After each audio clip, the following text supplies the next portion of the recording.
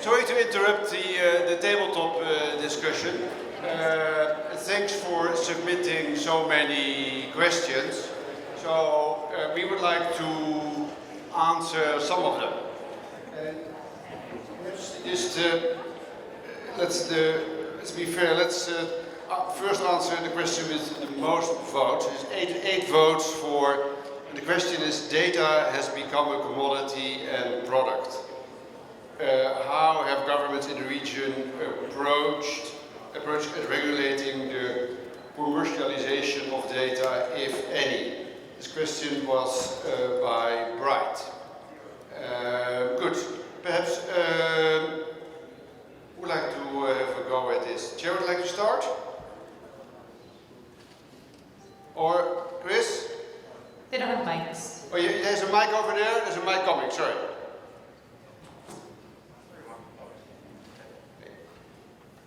Yeah, so I think one way that we've seen is through privacy regulations. So to call upon the India example previously discussed, there's a perception that people's data is being expropriated by gatekeeping companies.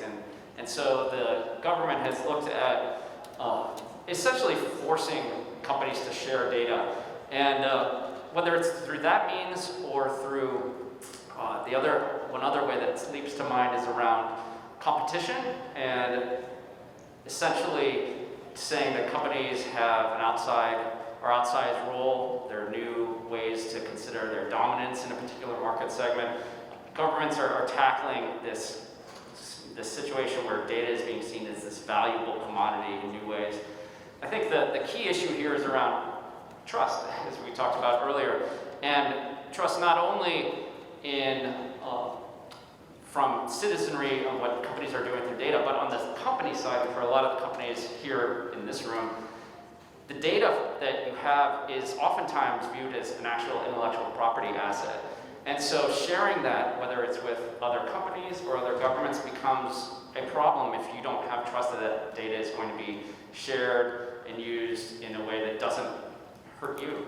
And there are a range of new ways of trying to do this, whether it's companies voluntarily giving up some data. So one example that leaps to mind is Grab has worked on an initiative to anonymize and aggregate data sets around traffic with governments around the region. And these type of essentially openness and providing data to governments on a voluntary basis is one way that industry is tackling this. But the question is,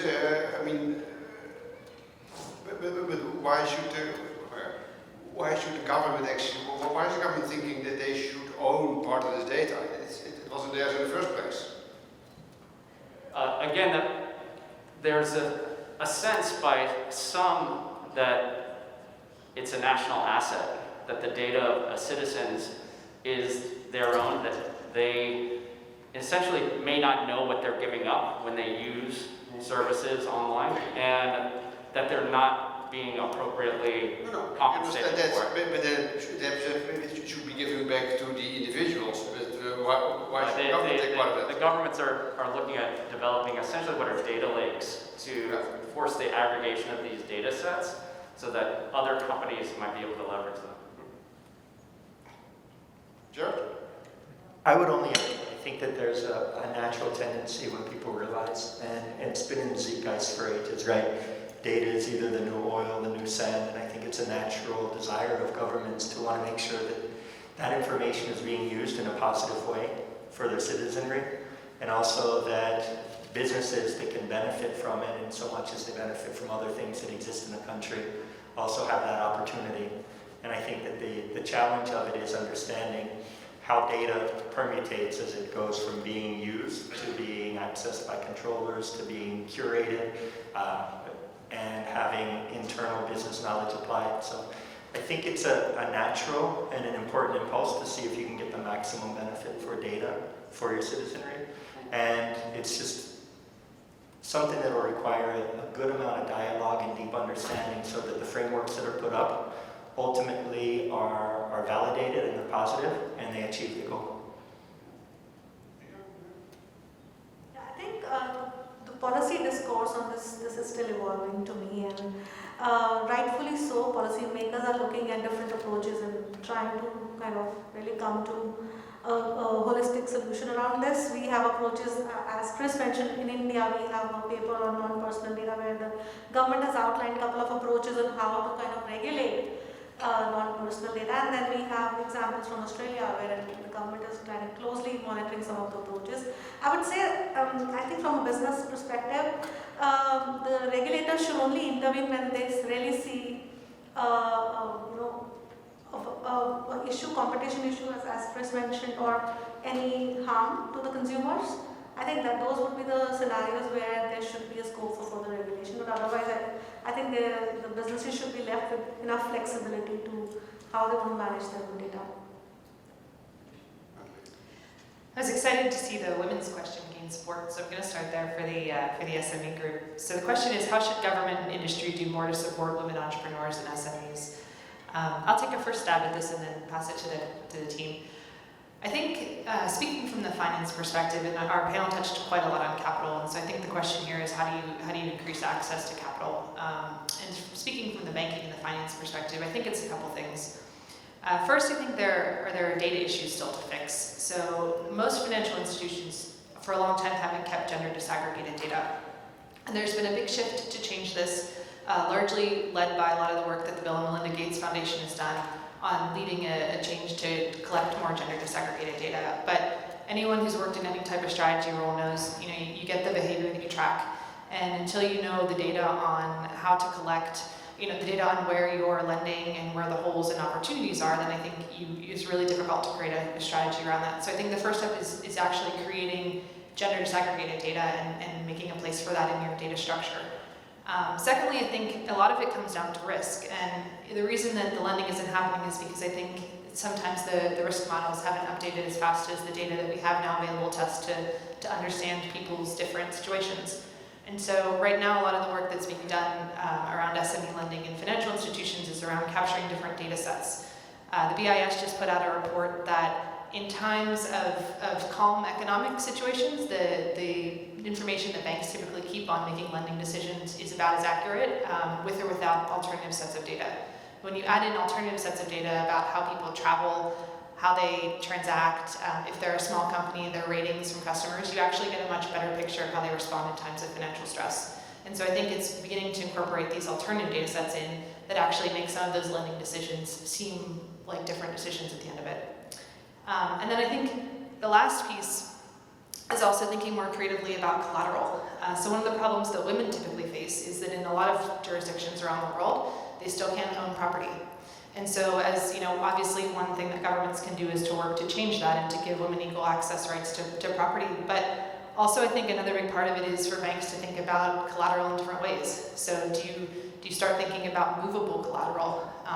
Women typically don't have the house in their name. So can they support their business with different types of collateral? And so I think those are things that we can do fundamentally from a structure perspective about how we look at capital and access to capital. The last point that I would add on this is women are different customers. They don't have special needs, they just need a different business model sometimes. And so I think as some of the most successful programs globally around lending to small businesses have started from companies recognizing that you need a different model. One of the ones that an organization that I work closely with had been involved in was for PNC Financial has a program called the Women's Business Advocate Program, where they train they've already trained about 3,500 different people on how to serve women entrepreneurs when they come in. What is most important to them? And they found out that it was connectivity to other women entrepreneurs. And so now their bankers advocate for connecting women who are involved in separate industries to learn from each other. And I think it's a different approach. I think it's just recognizing that they're a different customer that you need to service. Maybe I'd like to turn it over to my team now, but David, maybe we start with you. I know your KKR has done a lot of work on this. Do you want to add anything to this point? Sure, Natalie, happy to come in after the great points that you've just made. 2 points, really. The first is a very brief repetition of something I mentioned during our on-stage panel, which is that one of the things that we, and I think the industry in general is doing, are bringing more women into banking, finance, and investing. And again, the thought would be, just as you said, more connectivity will lead to more investment capital going towards women entrepreneurs. I think the other element, however, as what we're seeing increasingly is that the limited partners that invest funds to general partners, to private equity firms, are increasingly including diversity and inclusion targets, not just for the investing companies themselves, but into the investee companies. An expectation that part of the KPIs for the investment will be improving diversity, again, including gender diversity, both in the senior management, in the management of the company, as well as at the board level. And so when you think about building a pipeline of women entrepreneurs, part of that is ensuring that there are women business executives that have the experience, that have either senior executive at other companies, or as a board member, to build a skill set that then allows them to go out and build their own business and seek funding for that business. And so while it's a longer process perhaps, it's part of building that cohort. And again, I think that's something that we're seeing from the funders down through the investors, really baking that into the way they manage the companies and the KPIs they set. Stephen? I also think that there's a lot the government can do. I think in the US, for example, there are specific programs for minority-owned businesses and women-owned businesses. Government is a big industry, government services and government procurement. And so I think the opportunity for the government to really develop programs to cultivate, develop, and encourage women entrepreneurs, women-owned businesses, to give those incentives and preferential treatment so that they get their foot into the door first and able to grow and develop their businesses. The one other thing I would add to that too is we continually came back to the point on the panel about SME issues being accelerated in developing economies. And I think one thing that goes hand in hand with kind of driving more investment into this is just stronger economies, right? Most women-owned businesses tend to be in service sectors. They tend to be smaller, and those businesses respond the worst to existential shocks. And so I think the more stable the economy is, and the more that the government builds an economy that supports investment, the more that investment will begin to naturally flow to smaller businesses. And so I think if the investment environment is unstable, then money typically doesn't flow to very small companies. And what we see statistically is that women-run SMEs are smaller than others, and I think they're disproportionately affected by that. Stanislav, anything? Okay, back to you. Thank you, Natalie. I have a question here from Apurva Gupta. There's a rise of political instability in Asia, with governments wanting access to data for national security reasons. What's the impact of this on digitization drives for multinational corporates? Jared, what do you think? Just to pick on you.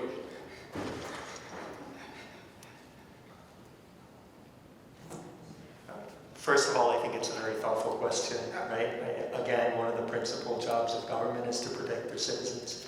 And so a lot of folks think that keeping data local achieves some safety objectives and access objectives, and I think that's a natural tendency. If I can see it, if it's in my borders, then it's safer, and this is how it should be.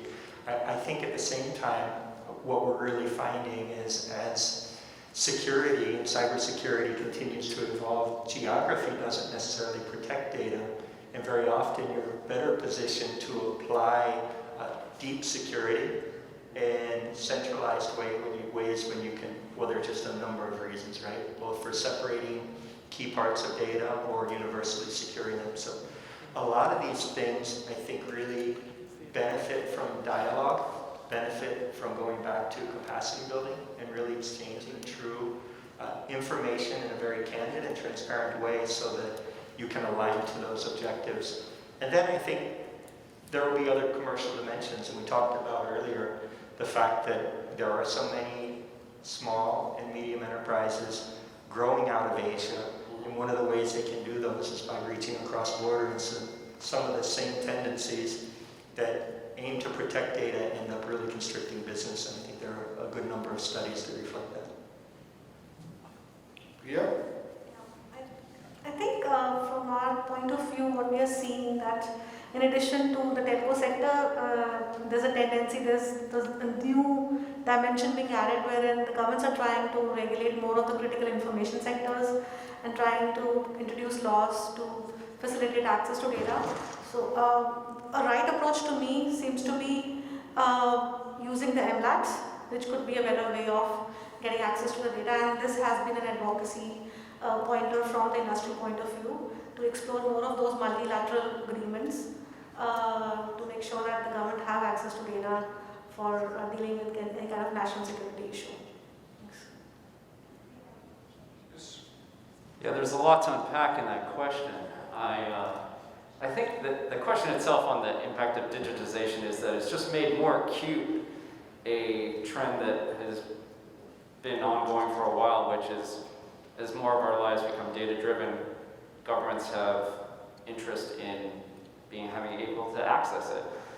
It's nothing new. Kind of going back to the days for kind of lawful intercept questions, even on more traditional telecom networks. It's been a long-standing question about how governments access data. I think one of the interesting things here in Asia is that we've seen a real diversity of political context push for this. So whether it's a Chinese approach to data access or an approach being pioneered in India to require, from a privacy perspective, an opportunity for governments to access data, or that the initiative out of Australia through its access and encryption law. There are a whole range of political situations that are driving this. I think one of the key things to think through in terms of how to manage it over time is what are the essential checks, balances, and due processes that are behind any type of government access requirement or request. And there's a current initiative underway to start outlining some of those aspects and in a sense lend credence to a government request for data so that it doesn't negatively or doesn't overreach its power, and that the reasons for accessing that data are truly legitimate. Thanks. Natalie, next question, please. Sure, and I think this is a really interesting question that comes up a lot whenever we talk about lending to SMEs. Is profitability and adequate return of investment a must for financial inclusion of SMEs? Otherwise, capital will not be accessible by these SMEs, even if their projects are good for society. I think there's a lot in that question. Maybe, David, can I start with you on that? Because you spoke a little bit in our panel about the double bottom line concept. Sure, Natalie, thank you. So certainly it's true that increasingly investors do think in terms of a double bottom line, profitability and good social return. I think, if I think about the question, I think both are necessary, really to be attractive places to put capital today. But I do think the profitability test is still very relevant. And if you think about, we operate principally in a free market economy, and one of the ways that collectively we decide whether a business is delivering value to us as individuals, as consumers, and ultimately to the economy is we give it business, and that in turn generates revenue. I think the converse would be true. If a business is seen as, for whatever reason, not delivering value, it's just not going to be very profitable. There is a mechanism where a business or an enterprise, maybe I'll use that term, is maybe delivering social value, but not a lot of economic value. And I think where you have that kind of enterprise, frequently the right path to funding isn't going to be investment or banking finance. It's going to be maybe some sort of development assistance or charitable giving. And I say that as someone who in another lifetime was a chief of party for a USAID project. Very different measures of success for a social enterprise, an NGO that's delivering benefits that are not necessarily principally economic in nature. But I think for banks and finance companies, profitability still remains extremely relevant as a way to judge whether it's worthy of funding. Anyone else? Well said, David. I agree with all that. Back to you. Are we being cut? Are we finished? You have to go? We've got so many more though. Thank you so much, Hans and Natalie, and all our speakers.